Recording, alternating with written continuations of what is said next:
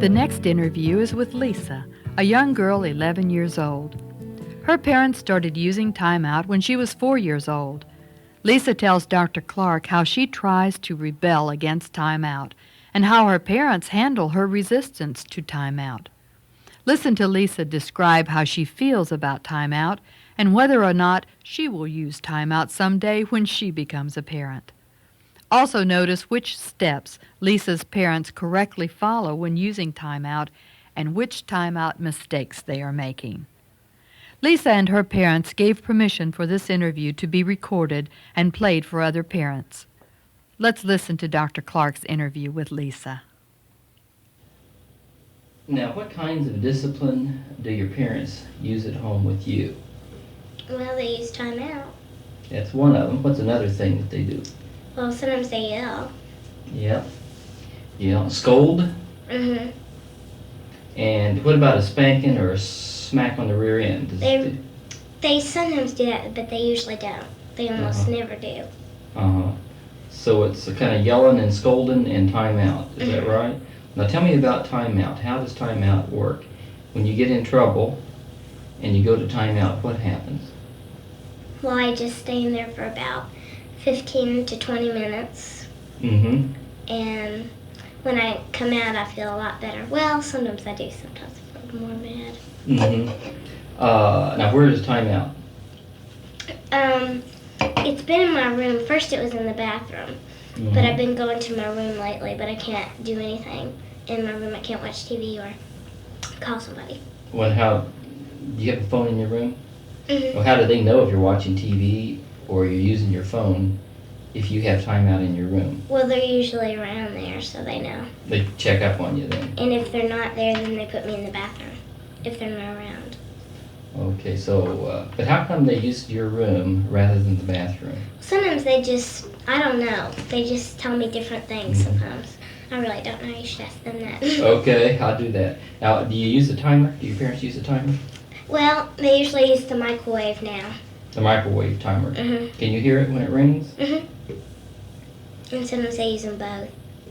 Okay, they use sometimes the microwave timer and sometimes then the wind-up timer. Mm-hmm. And where do they put that wind-up timer when they use that? Outside the bathroom or my room. Okay. And then you're not supposed to come out till that timer goes off, is that right? Mm-hmm. And then after the timer goes off, what do you do then? Then I just come out and I'm either I feel better or I'm more angry. And if I'm more angry and I tell them that, then they'll put me back in timeout. Now, if you tell them you're angry or if you're hollering and carrying on, do they make you go to timeout then? Yeah, again. They won't make But if you just say you're annoyed at them or No. you pout, do they send you to timeout again? Just if you come out and holler and carry on. Mm-hmm. Is that right? Now, tell me what it's like being in timeout, because it's not very often children are asked that, but I'm interested in how you feel when you're in timeout and how you guess other children might feel who get in timeout. Pretty frustrating.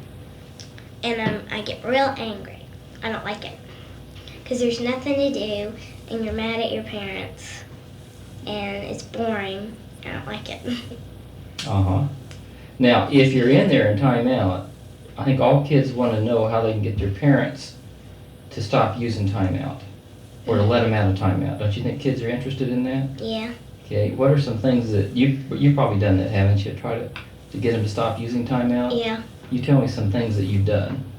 Well, I told them that I was getting older and I didn't think that it was appropriate. Yeah.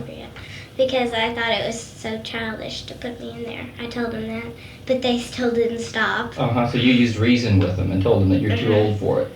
Okay. But they told me that Eric was 14 and he's still going into timeout, so. Okay. And tell me some more things that you've done there. Sometimes I make them, well, I think that's about the only thing I've done, really. Except be really bad in timeout so they'll think that they should do something else. That's about the only Okay, you're bad in timeout. Tell me some things that you've done in timeout that you've been... If you yell. You yell and scream. How loud do you scream sometimes? Not very loud, just loud enough for them to hear me, but not very loud. Okay. And what are some other things do you do? Do you pound on things, like pound on the door? Yeah, I pound on the door a lot. Stomp your feet? Not stomp my feet, I just pound on the door. What about kicking the door? Because you can do it louder than pounding. Well, I do that sometimes, but not usually. What about making a mess in there? I've never made a mess. You didn't make a mess? What about running water? Just using up all the water, keep flushing the toilet or something like that. Have you ever done that? Never thought of that. I've never thought of that. So mostly making a lot of noise. Now, when you make that noise, why do you want to do that? Think about that. Because I want them to get angry. Okay. Or feel bad that they put me in there. To get mad or get guilty. Or feel guilty. That's the main reason. Feel guilty.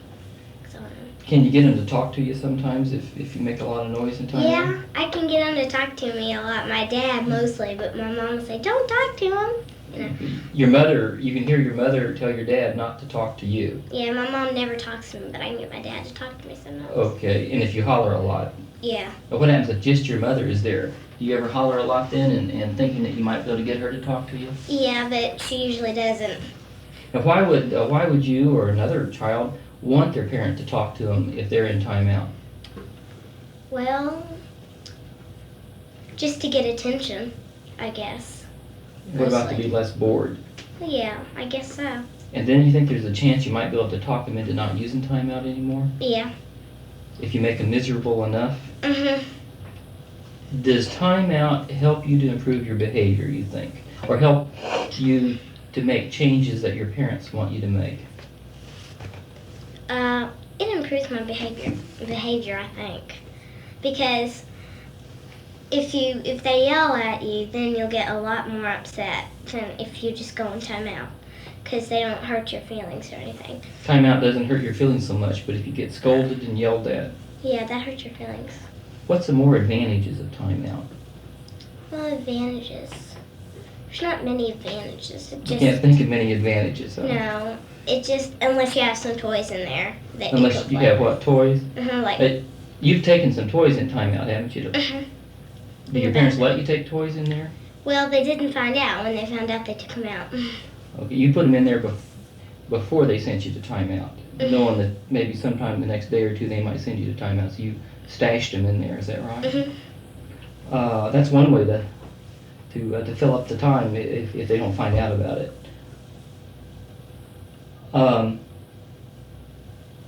Would you use timeout on your kids someday when you have some kids? Would you use timeout on them, or what's something else that you would use on them?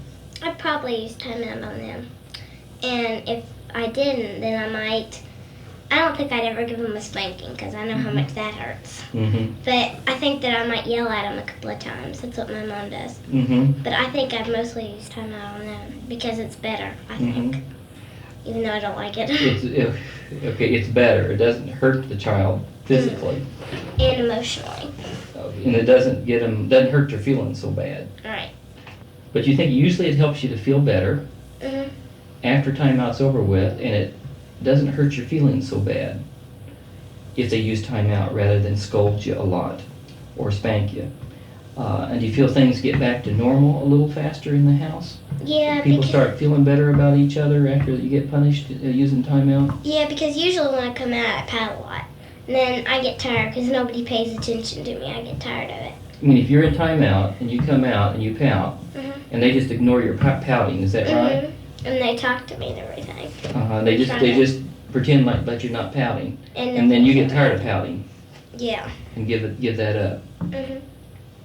Well, I enjoyed talking with you, Lisa, because I'm sure a lot of parents are interested in how kids feel in timeout, because a lot of parents have never tried it before. And so I appreciate you coming in and talking to me today. How does Lisa feel about timeout? After listening to Lisa, do you feel more or less confident using timeout with your own child?